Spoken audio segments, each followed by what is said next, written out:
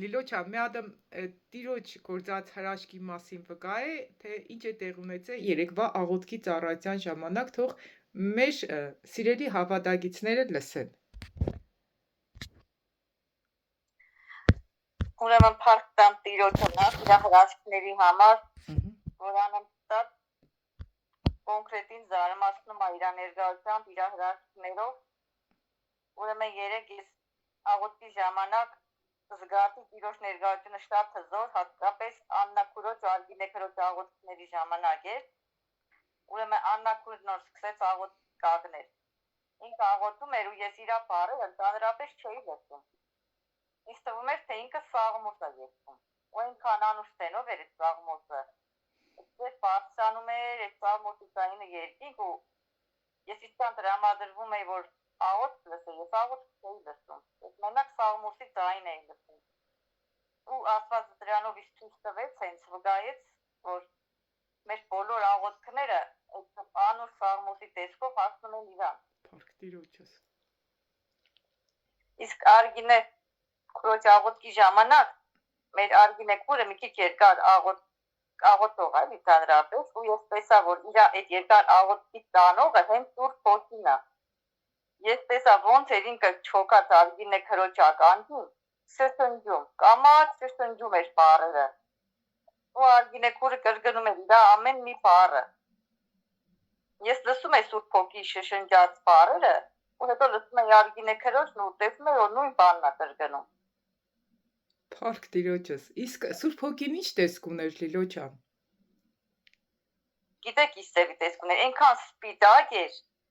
սպիտակ, փոքրիկ, այնց չգիտեմ էլի, նենց լավն էր, լուսավոր ինքը։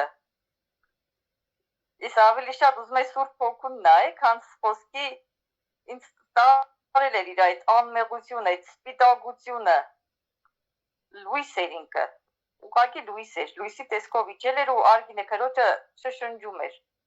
Փառք Տիրոջս, փառք Տիրոջս, ամեն ինչի համար երեխեք ջան։ Ես էլ վկա եմ էլի Աննա քուրս։ Հա, վկա է Արգինե ջան։ Որտեղ դու դուրս եկար, ես քուրիկներին վկայեցի։ Հա, որովհետև Երեք որ դու աղոթում էիր բոլորի համար, այդ պահին դեռ բժշկության աղոթք չէիր անում, ու դեռ իմ անձիս համար էլ չէիր սկսել աղոթքը։ Ոտքս քանի օր է ծունգս, նախ ծունգիցա վաղուց ունեմ, հա գալիս գնում է, բայց այս 3 օր էր նորից էլի շաբաթ սկսել էր։ Երեք ձեռքս հենց բռնեցի ամուր ծունգս։